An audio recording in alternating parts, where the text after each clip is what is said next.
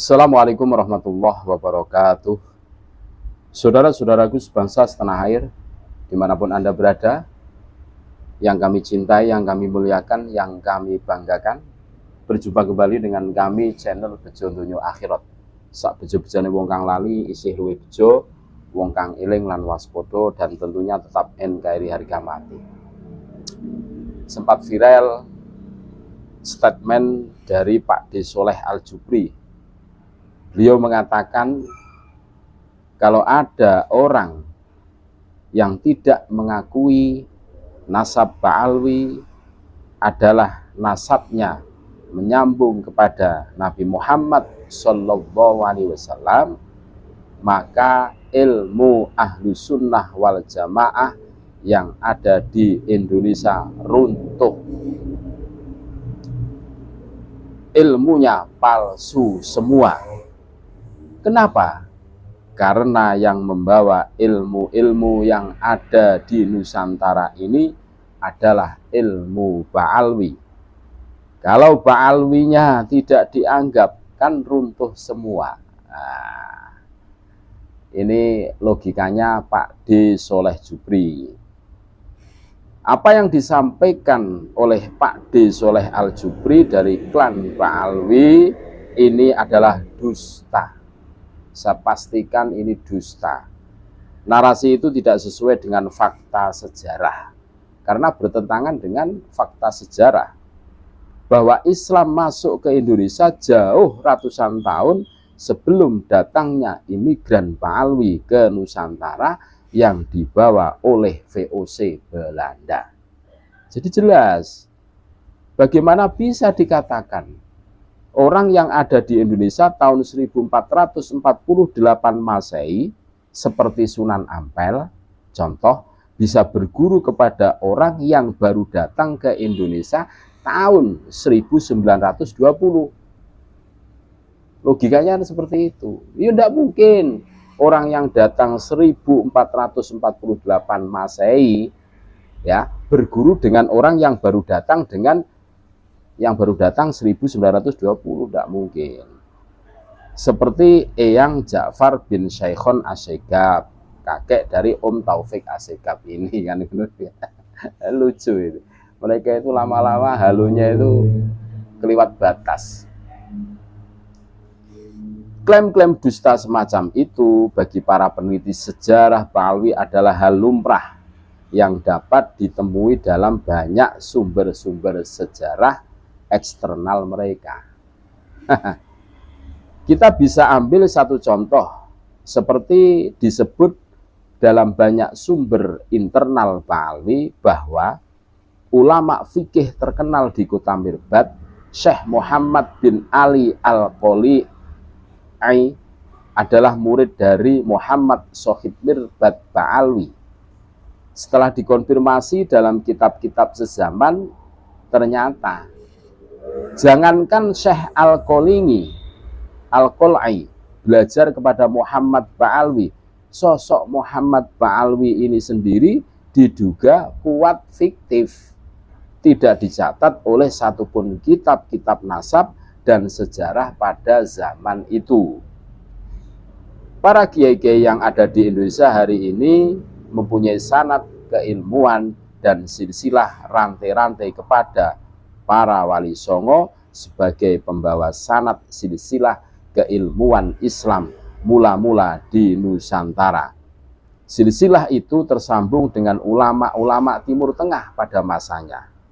Oleh karena itu, untuk mencerdaskan umat muslim di Nusantara, jauh hari lembaga taklif wan nasor, Kominfo dan publikasi, pengurus besar Nahdlatul Ulama LTN PBNU bersama Nahdlatul Turot telah menerbitkan kumpulan 12 kitab karya ulama Nusantara sepanjang 500 tahun.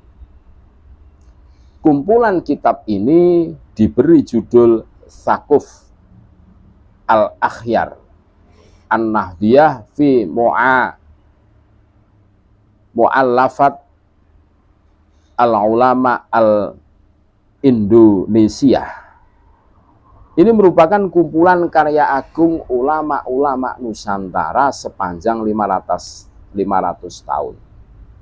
Bahwa penerbitan ulang kitab-kitab tersebut penting untuk dapat diketahui dan dipelajari oleh umat Islam di Nusantara khususnya dan dunia secara umumnya.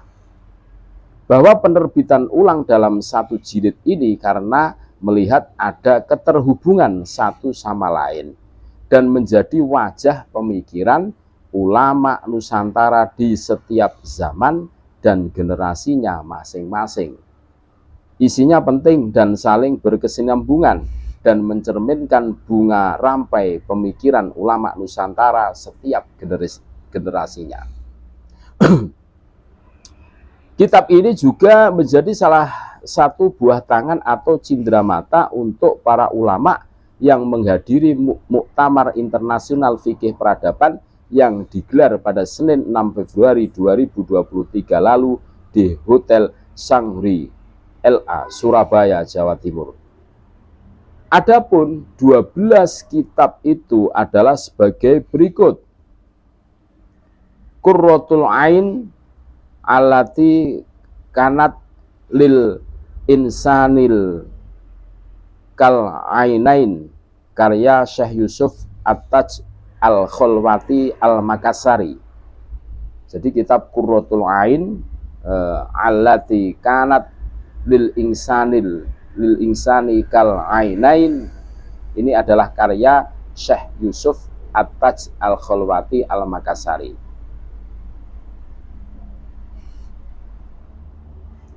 Terus Tambihul Masyi Al-Mansub ila Thoriqil Kushashi karya Syekh Abdurrauf Al-Ashi.